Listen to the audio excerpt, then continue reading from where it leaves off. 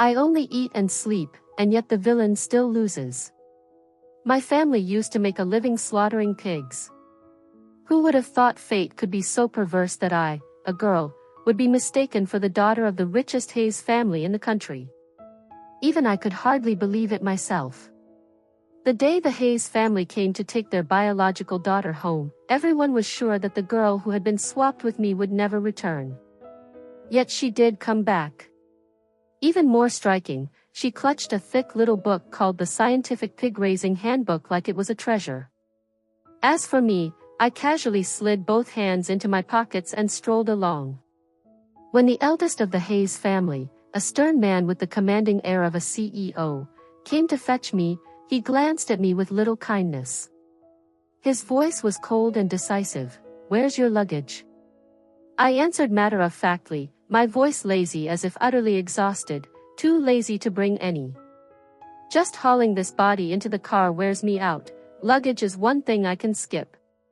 I climbed into the car, ignoring his scrutinizing look. I buckled myself in, adopted the most comfortable posture I could, and leaned back with my eyes shut. I let go completely. I had no interest in anything around me.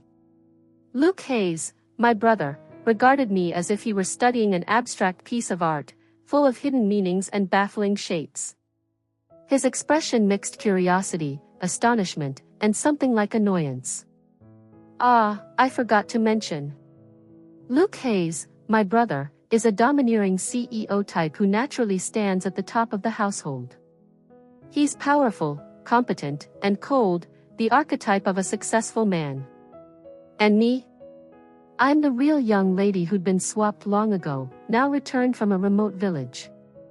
My indifferent, free-spirited attitude, as if I were simply on a casual picnic, left Luke momentarily speechless. After a moment of watching me, he finally asked, "Aren't you going to say goodbye to them?" I shook my head coolly. "No. I don't need anything. I just want peace and quiet. Sis. My real sister." A tearful, panicked voice rose up, followed by a chorus of chaotic sounds. "Wah wah, are you really leaving like this?" Before I could answer, an uproar of crying cut me off. Then a human-shaped blur rocketed at lightning speed, face distorted, thrusting into the car window with hands grasping, trying to drag me out of my seat. "I can't bear to be apart from you. What am I supposed to do if you leave me?" it wailed, clutching my hand and shaking it hard, like someone possessed. At that moment I felt like a tiny strip of seaweed being tossed in a storm. My head spun and I felt my soul wanting to escape my body. "Yeah, I'm leaving. Consider me dead, okay?" I said, closing my eyes in weary surrender. Dylan, the one who'd been sobbing, froze for a moment, and then shouted even louder, "Sis, I finished testing that app. When will you give me an invite code?" Before he could finish, someone grabbed his collar and yanked him upright. The crying abruptly stopped. Chloe Hayes, the girl who'd been swapped with me, clutching a thick notebook, pushed up her glasses and examined the scene with sharp eyes. There was a composed, slightly cold intelligence behind those lenses that made people wary. "You're Dylan, right?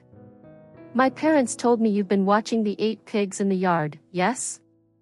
Her tone was very serious, authoritative, like a magistrate interrogating a witness. Dylan, who'd been a mischievous kid, suddenly stood stiff like a schoolboy being scolded. He stammered, "Why yes, ma'am. Is there a problem?"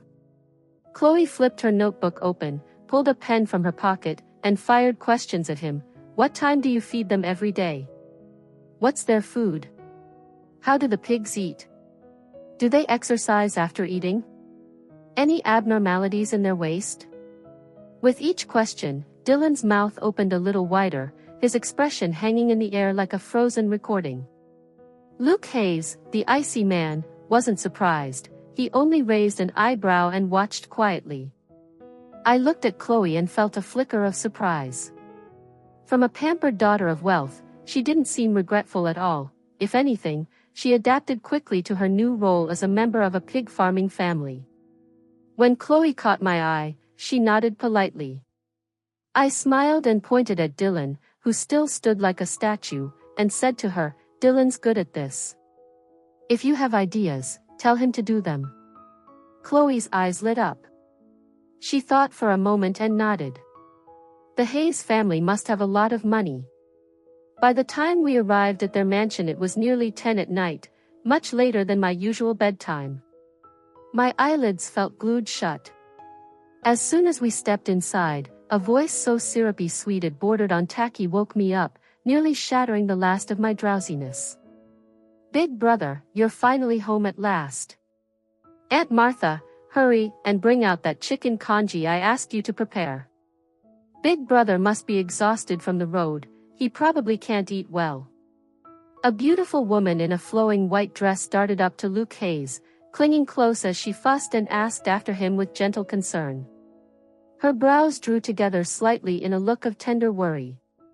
After a string of questions, her eyes flicked toward me and she covered her mouth in surprise. "Oh, sister. I'm so sorry, I forgot you had returned." She looked me over carefully and then turned to Luke with a puzzled expression. "Big brother, is this Jane Smith? So Chloe really didn't come back after all?" Luke kept his usual cold expression, showing no real emotion. He answered slowly, in a deep steady voice, "Where she chooses to go is entirely her decision. From now on, Jane Smith will be the sister you must respect." Then his gaze swung toward me as he introduced, "This is Lily Hayes, the foster child our mother adopted and has cared for all these years." Lily Hayes, the one mentioned, looked up at me with timid, restrained eyes. Her thin face showed clear worry and intense tension. She spoke softly, "Sister Jane Smith, I had no idea you would return today, so I didn't prepare anything for you. Will you blame me?" I was so exhausted I could hardly bear it, and I quickly covered my mouth to stifle a huge yawn.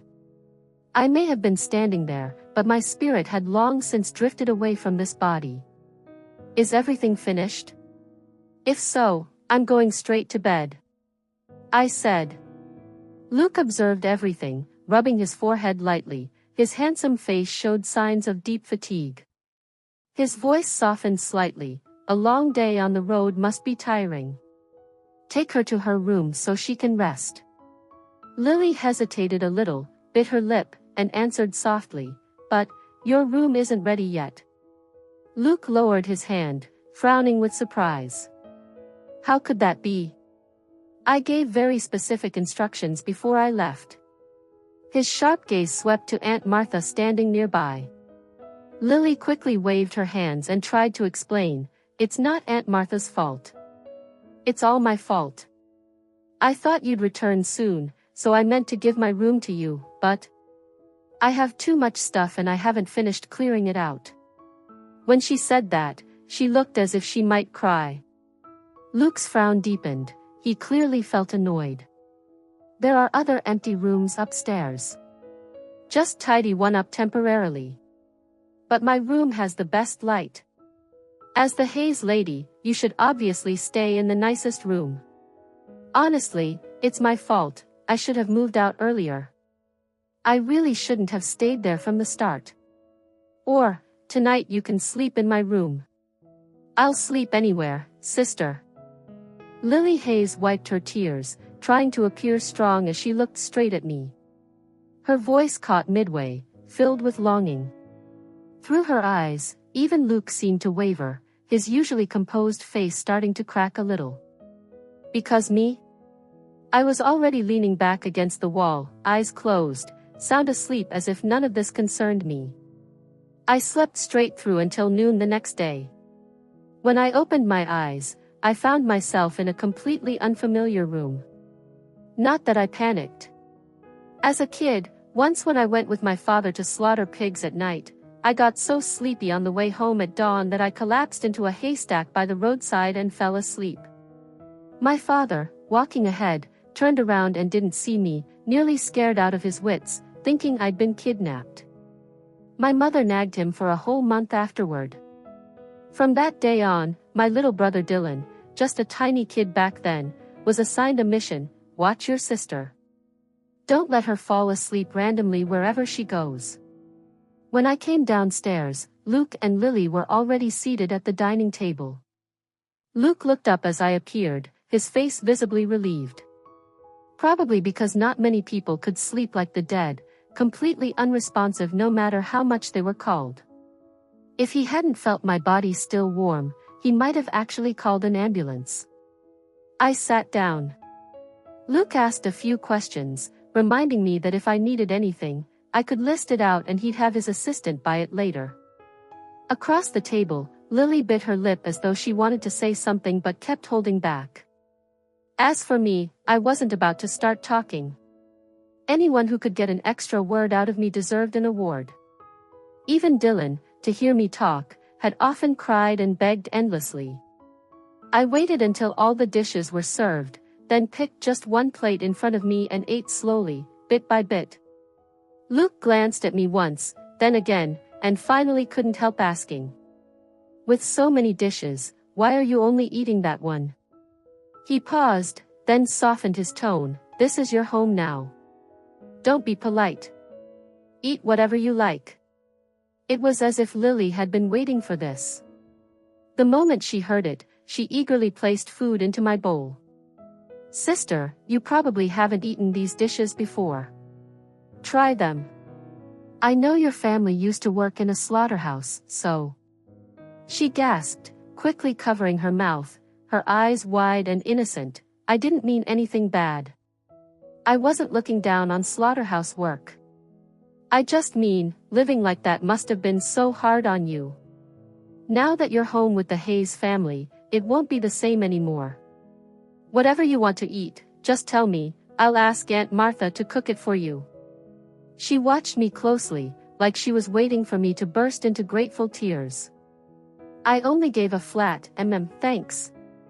Her smile stiffened after a while. I turned to Luke and said lazily, too far. Reaching tires me out. Luke froze for a second before realizing this was my response to his earlier question. His face showed a helpless expression, like he wanted to laugh but couldn't. It's just reaching for food, he muttered. At that moment, my phone started dinging non-stop with message alerts. Luke looked at me and gently asked, aren't you going to check? Still staring at my plate, I answered indifferently, no need. Leave it.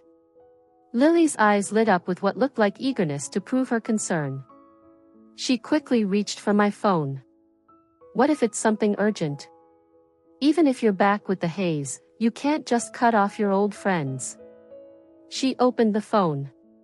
Immediately, a pitiful wail blasted out from the speaker, echoing across the room. Sis, save me.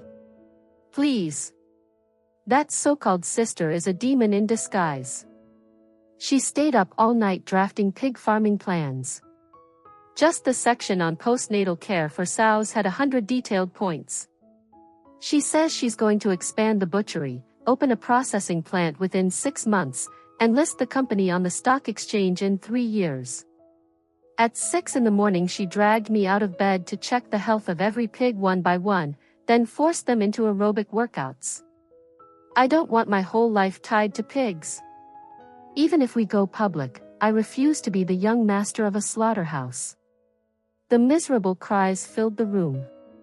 I could practically picture Dylan, completely broken. The dining room fell silent.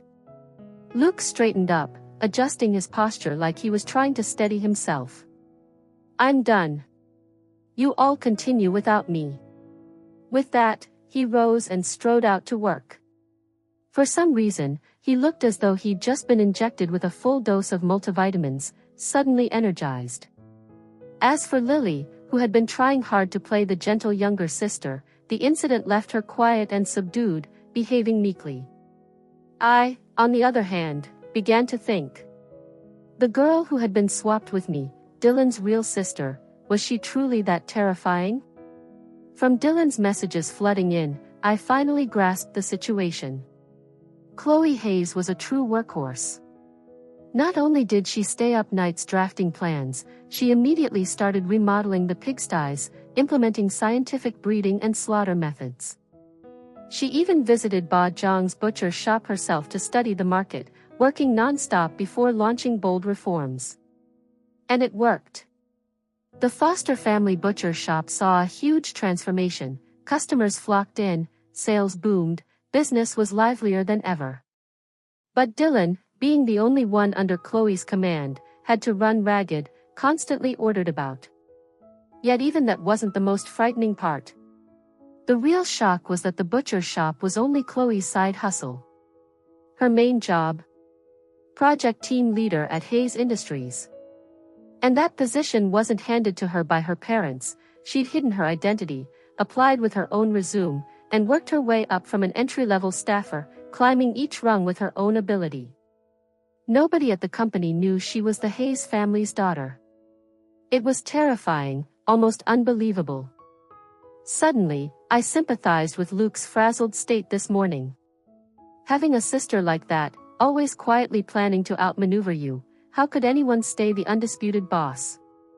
But now it was me instead, the salty fish sister. My CEO brother went to work to support the family, while me? I just sprawled on the couch, playing on my phone. Lily went off to piano class. I kept lying down. Lily finished modern dance class. I kept lying down. Lily went into the kitchen to bake cookies with Aunt Martha. I rolled over to lie on the other side. Sis, Lily stood in front of me holding a tray of freshly baked cookies, her face clearly wanting to say something. I stayed glued to my phone, pretending she didn't exist. Her delicate face showed a flash of annoyance, her tone rising. Sister, even though the Hayes family is wealthy, we should still improve ourselves. Don't waste time like this. She paused, biting her lip, then pressed on. Maybe because you grew up poor, you've never interacted with accomplished people. Your vision is narrow, used to the lifestyle of the lower classes, just eating and waiting around. Suddenly, she clenched her fists, glaring at me in indignation. But that's no excuse for you to let yourself go like this. I slowly lifted my head, blinking at her for a few seconds. What on earth was she even talking about? Lily frowned, about to continue her lecture, when my phone rang. A familiar voice spilled out of the speaker. She's been like that since she was little, never gets to the point, muddled thinking, vague expression. It was Chloe Hayes. She paused, then emphasized coolly, Lily, have all those years of language class gone to waste? What did your teachers even teach you? Or is there a serious problem with your head? You're this old and still don't know how to express yourself clearly. BB, big sister, Lily froze, her face draining of color, her whole body drawn taut like a bowstring, reacting purely on nervous instinct. Chloe's scolding had struck right at her pride. Without another word, she turned and staggered out of the room like a lost soul. On the phone, Chloe's tone softened. Thanks. The system you designed works very well. Dylan wasn't wrong, your skills in this area are genuinely excellent. I answered, bored, It's fine. Before hanging up, Chloe seemed to remember something. Your parents will be back in a few days. I mean your biological parents, the Hayes. They're not like the Fosters. You'd better prepare yourself. Not like them. As in, not human? I thought about it for a few seconds, then tossed the thought aside and kept lying down.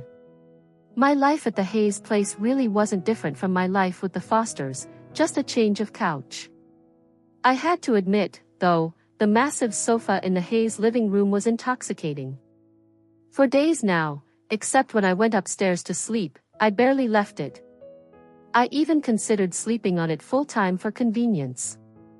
Who knew that the first time I tried, Luke, coming downstairs for a glass of water, would catch me in the act. He immediately ordered me back to my bedroom and personally escorted me to the door, as if afraid I'd pivot and sneak back to that luxurious sofa. On the way, he seemed like he wanted to say something. At the Fosters, all these years. He stopped, rubbing his forehead like he had a headache. Forget it. Turn in early. Over the next few days, Luke fully grasped an obvious truth. There's a chasm between a salted fish like me and a normal person. I could hold one position, perfectly still, for hours, not moving at all, like a living statue. On the very first day I arrived, Luke handed me a bank card that would auto-deposit $5,000 a month as pocket money. I couldn't help laughing. I hadn't even stepped outside the house yet, let alone spent a cent. Today Luke was home. He finally realized I was so lazy that if I could avoid breathing, I probably would. Unable to stand it anymore, he took matters into his own hands to flip the fish, well, to adjust my unhealthy lifestyle. Sometimes he hauled me up and made me stretch my arms and legs, sometimes he banned me from staring at screens too long, telling me to look into the distance to protect my eyes. Annoyed by his fussing, I actually opened my mouth to ask, "Why are you home today?" Luke paused, seemingly about to answer when the sound of a car engine came from outside. He fell silent at once. At the same time, Lily, who'd been practicing piano upstairs, came flitting down like a swallow returning to its nest and threw herself into a woman's arms. "Mom! Dad! You're back! Lily missed you so much."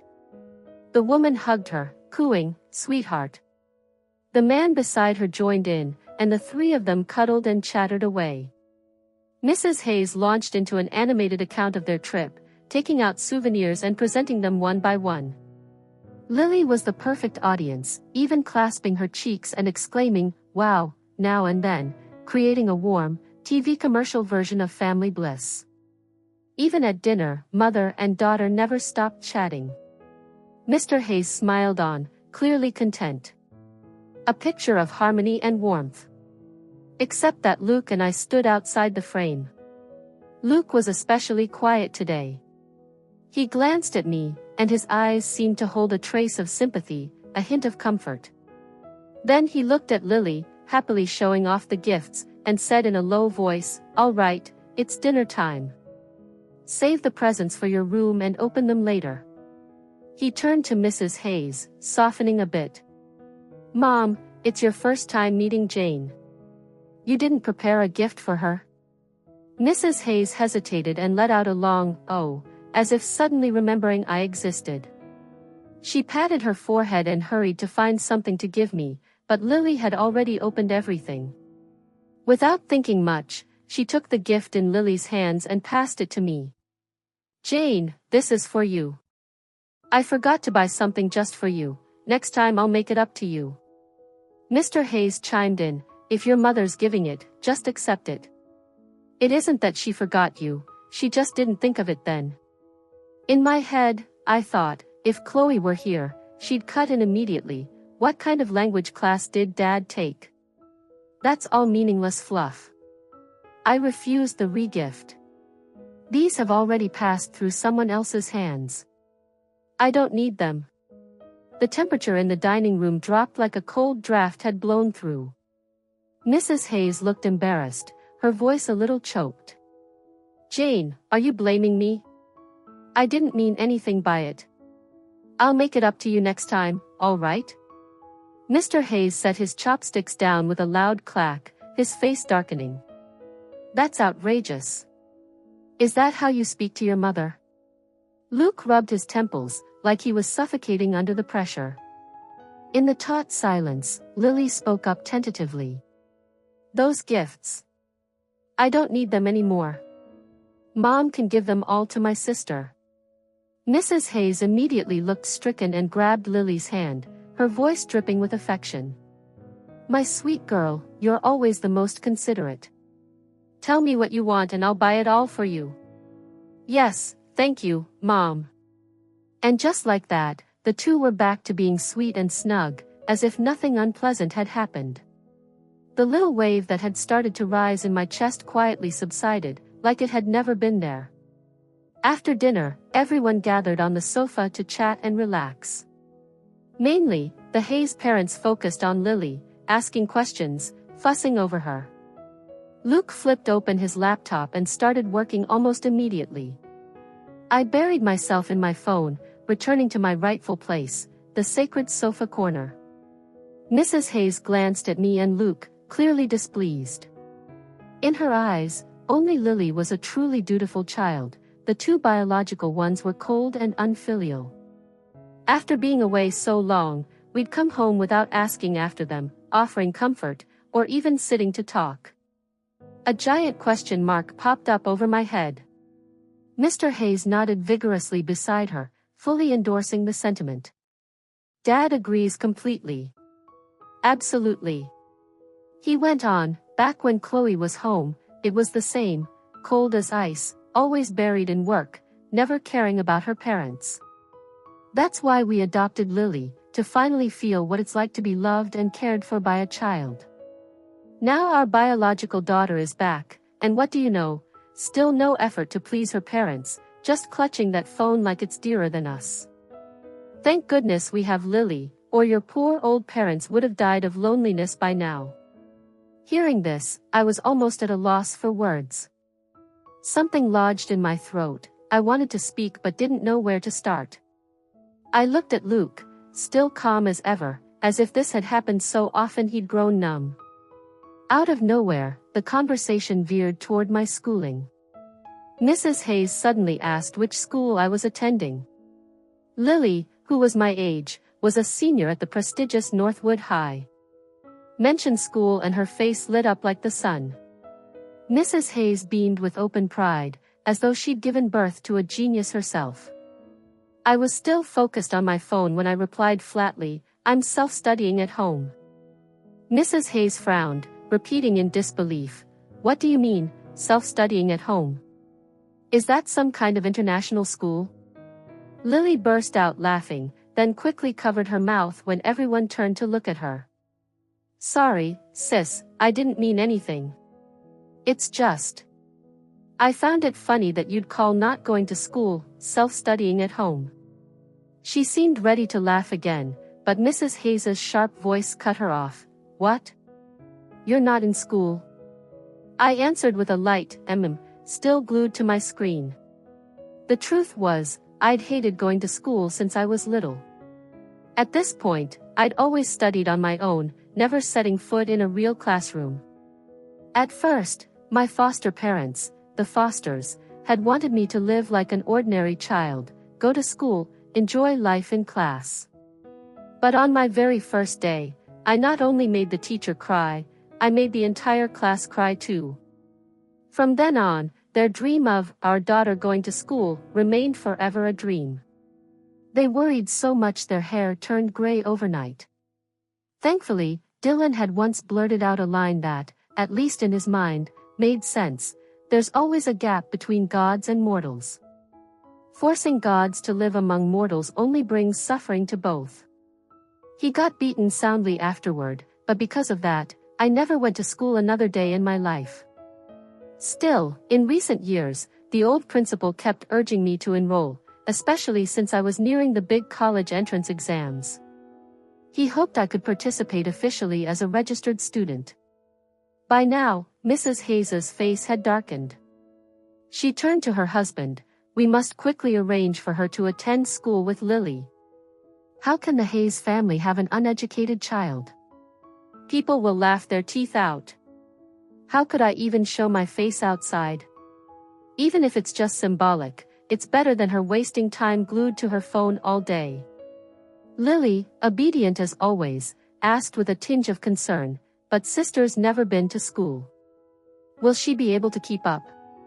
Mrs. Hayes hesitated.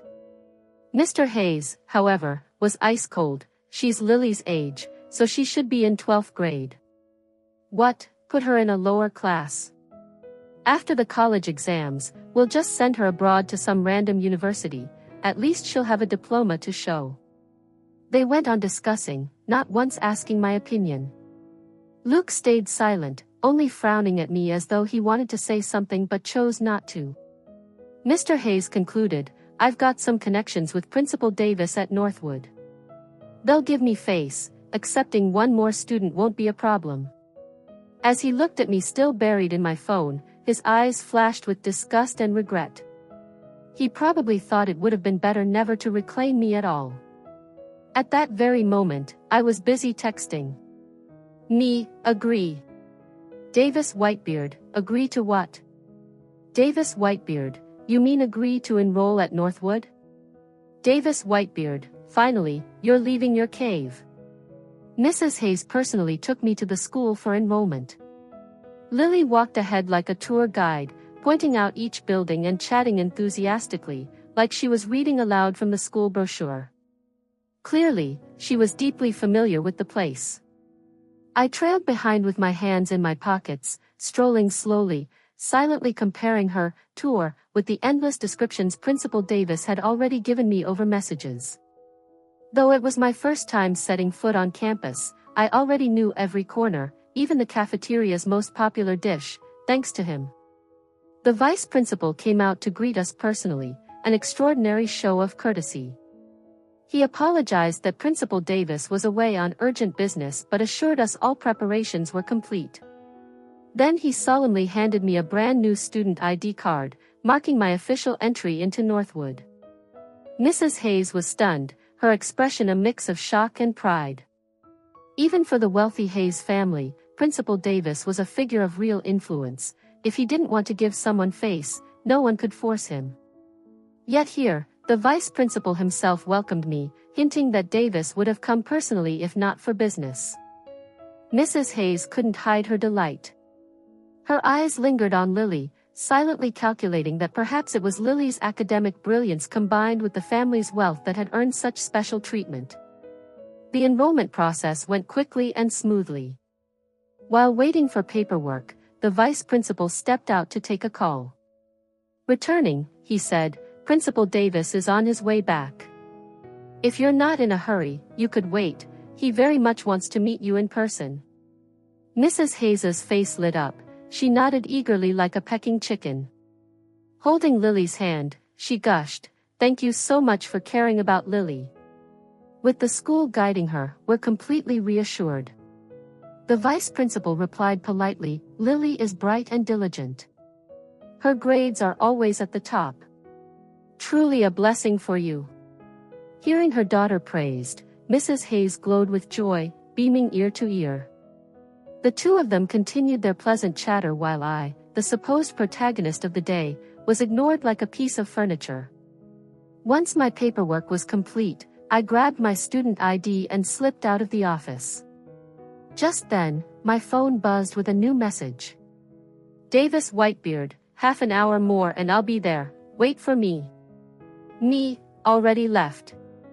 Davis Whitebeard, no, don't. I could almost picture the old man clutching his head, screaming in despair. I shook my head. What was so special about meeting him anyway? No big deal. Still, thinking about the school life looming ahead, my appetite for dinner vanished. That evening, at the family table, Mrs. Hayes launched into her triumph once again, recounting every detail of the enrollment. She emphasized, the principal personally wanted to meet us, and he couldn't stop praising Lily. My daughter is truly outstanding. Jane's admission this time was all thanks to Lily's blessing. Without her, nothing would have gone so smoothly.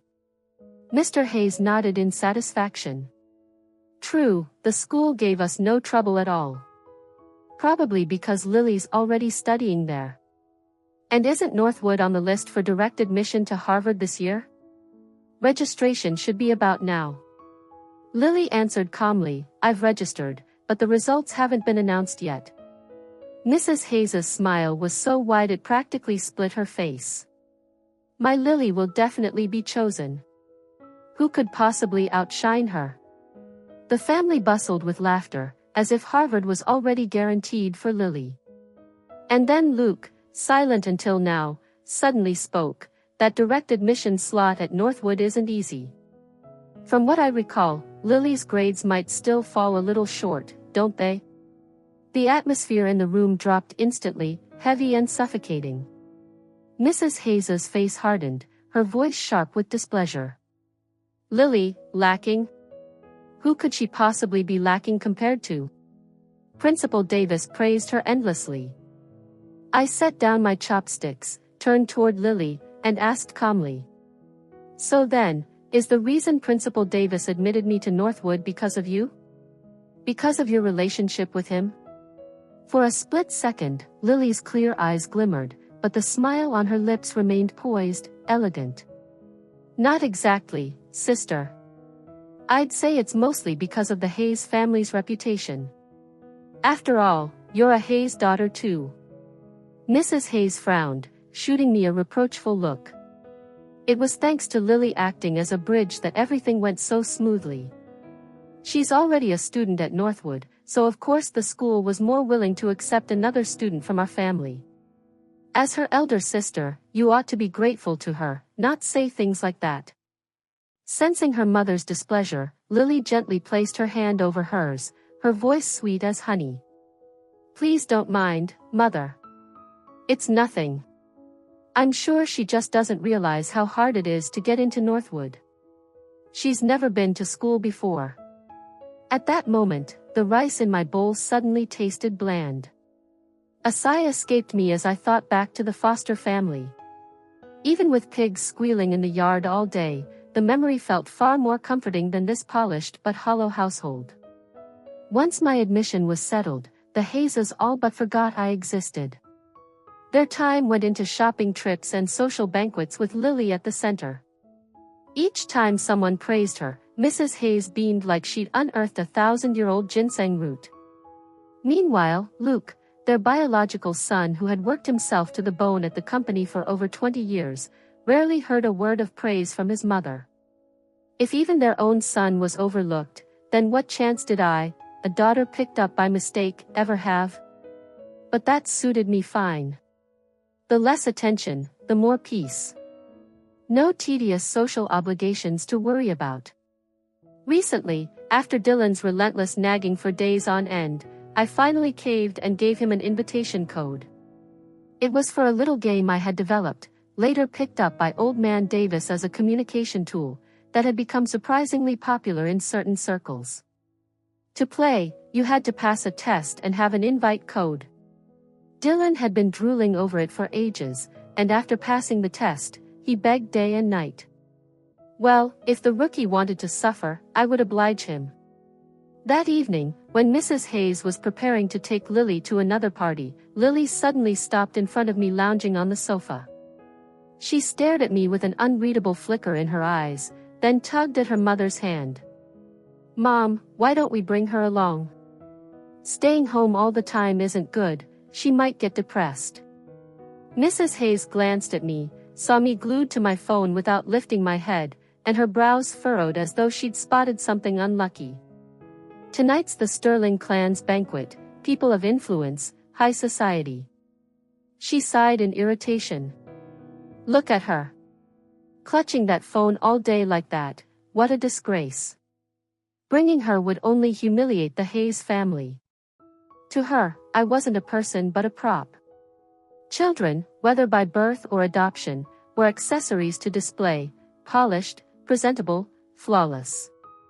Otherwise, they were useless. Clearly, in her eyes, Lily was the perfect jewel. But after Lily's syrupy pleading, Mrs. Hayes reluctantly agreed to take me. At the Sterling banquet, Mrs. Hayes at first paraded me around, as if to show off. When someone asked who I was, she introduced me half-heartedly. The stares that followed were probing, critical.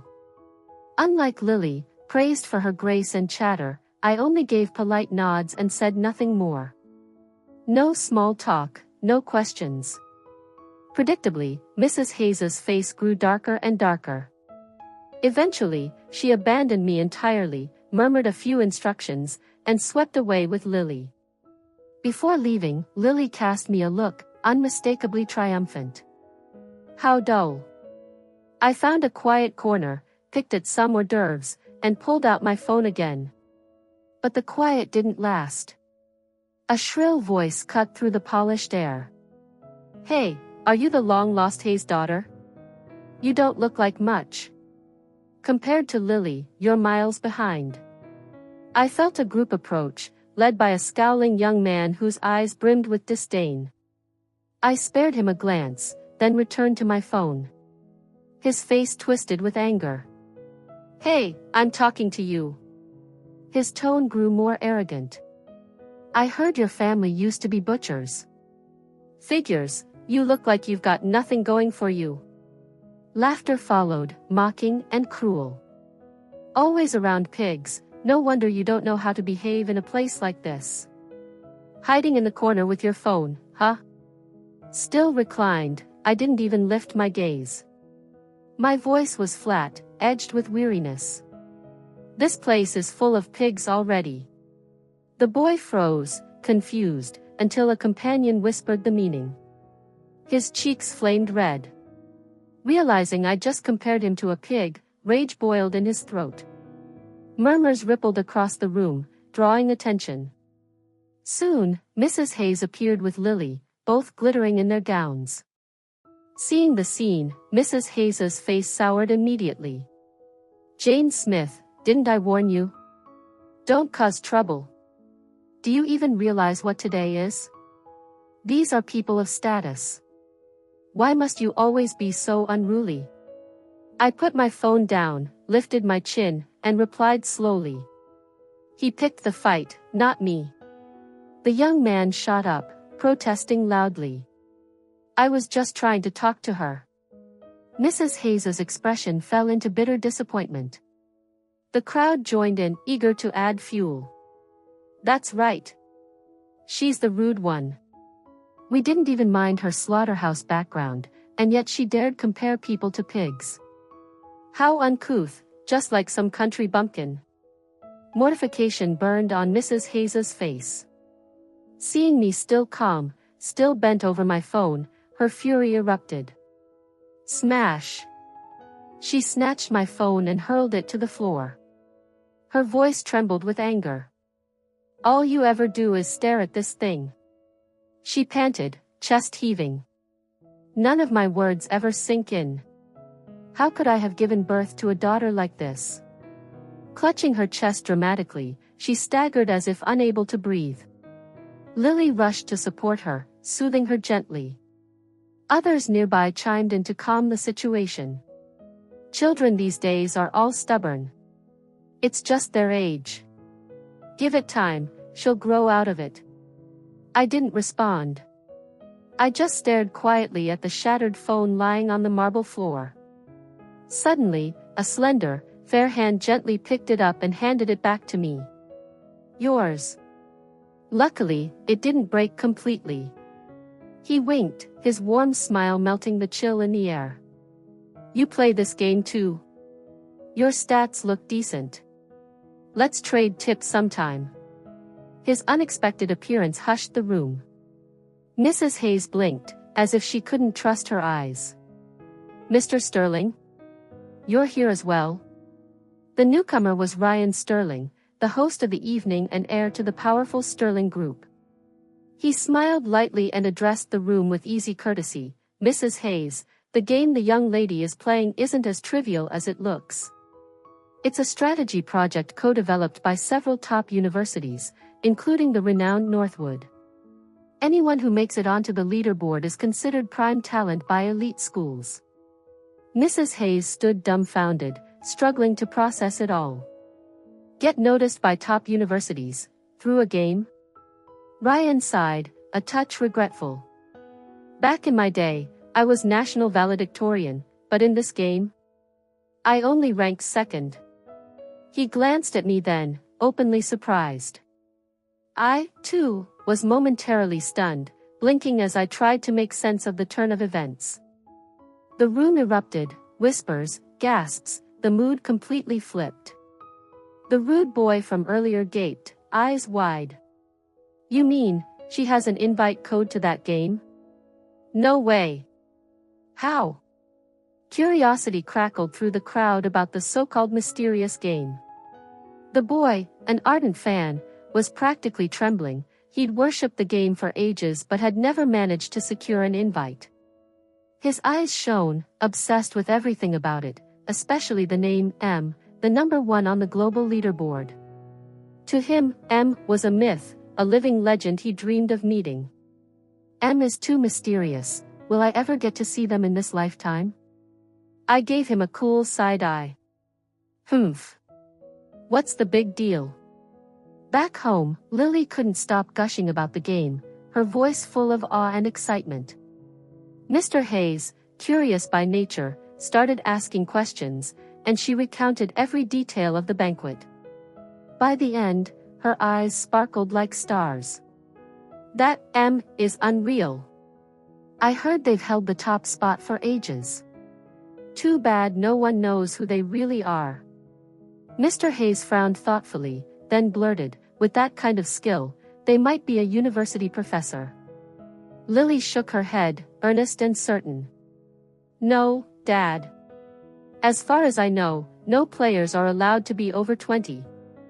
The three of them kept chatting, cozy and animated, oblivious to everything else.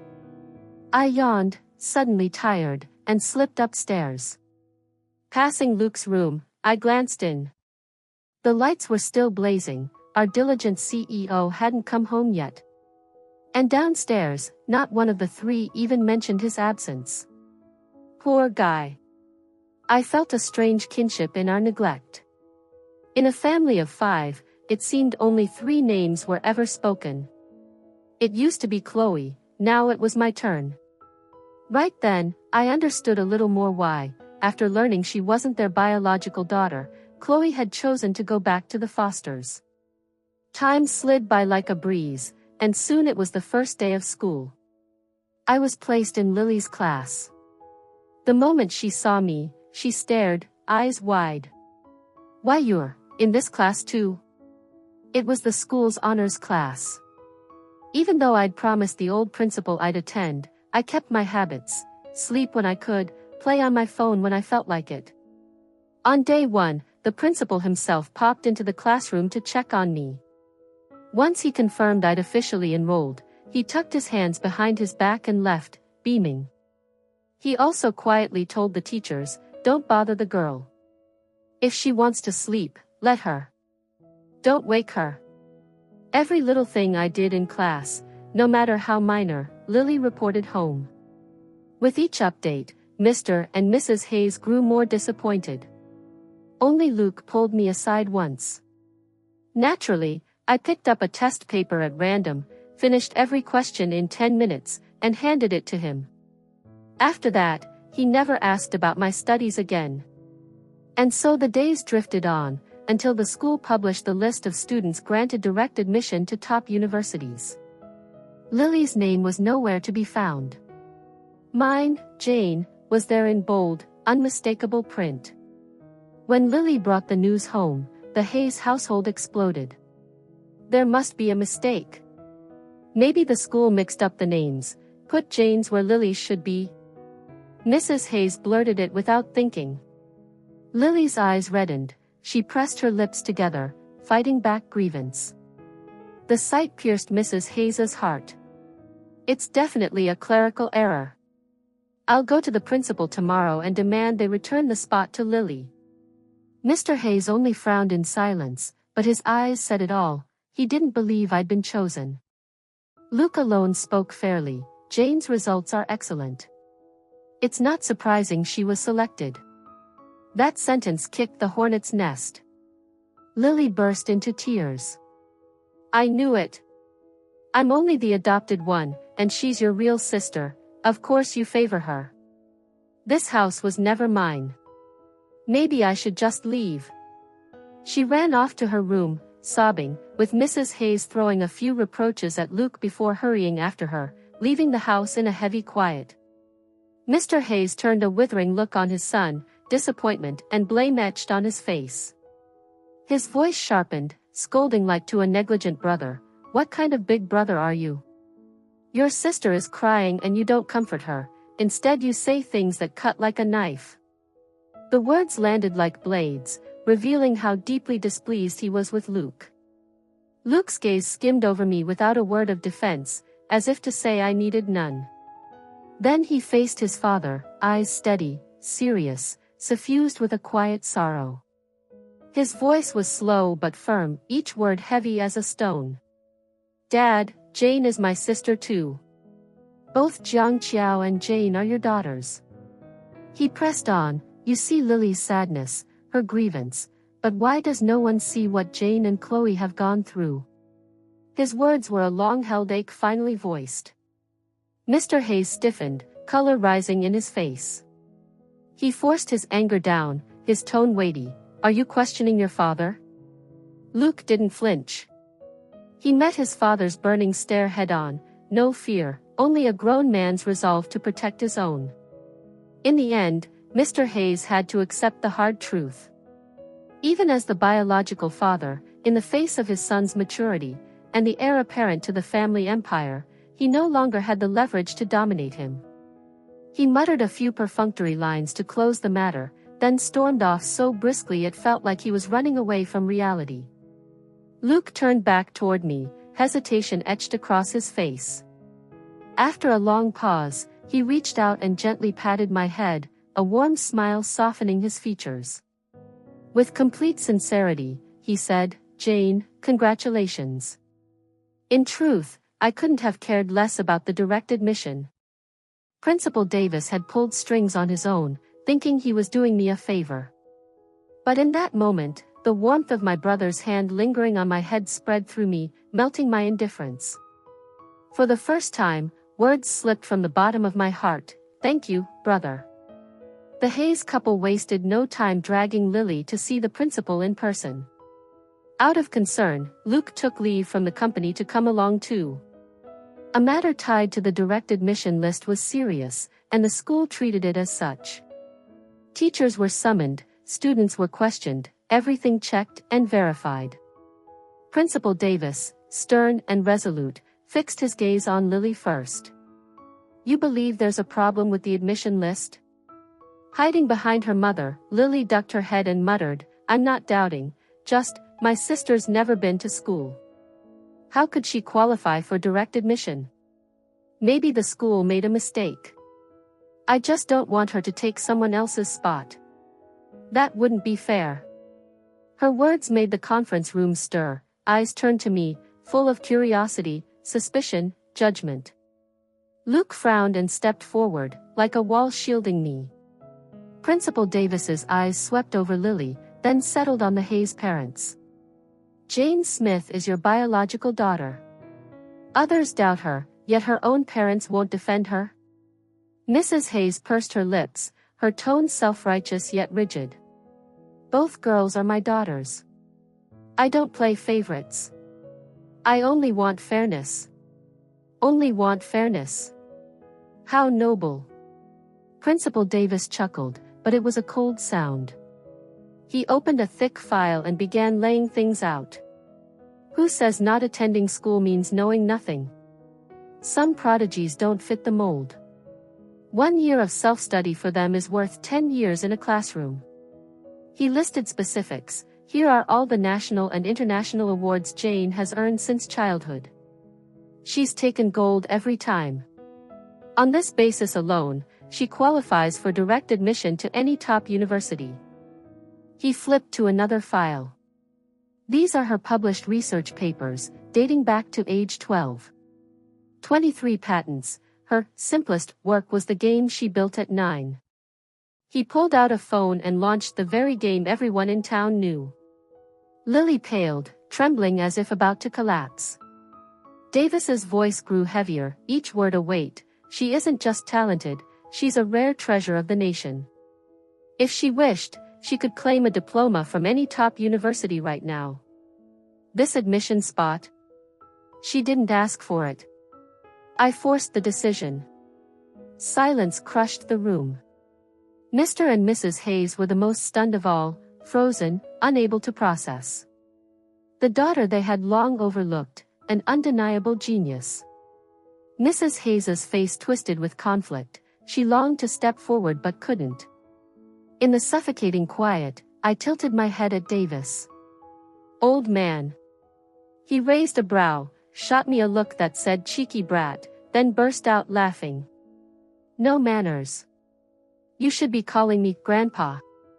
I didn't argue.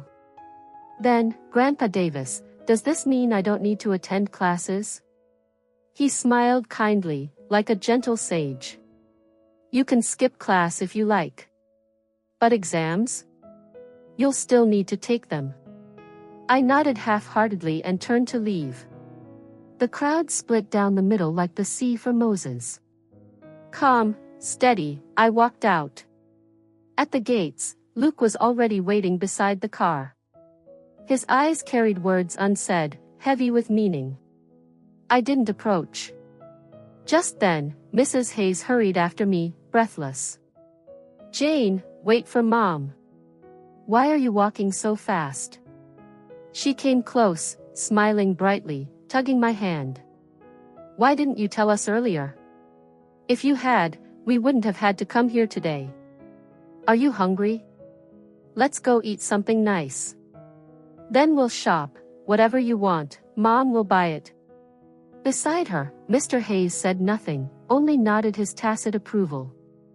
Behind them, Lily looked ghostly pale, eyes brimming, body trembling. I stepped aside from Mrs. Hayes's hand. Her smile froze. No need. I just want to go home. Her face stiffened, though she forced her smile back. If you're tired, then let's go rest at home. Come, get in the car. She opened the sleek car door near Luke. I stayed rooted. Her grin grew more brittle by the second. And then, sis. I came to pick you up. An old van screeched to a stop nearby. Dylan waved like a fool through the window. In the driver's seat, Chloe pushed up her glasses, her eyes cold as she glanced at the Hayes couple like they were strangers. I turned, waved at Luke, and said lightly, Brother, drop by sometime. I'll treat you to pork. Chloe raised.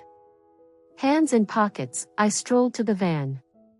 Luke stood silent, watching me leave without hesitation.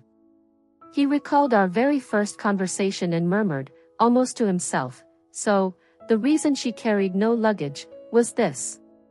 Only now, dear rich brother, do you realize, when the heroine brings nothing, it's so she can walk away with nothing too.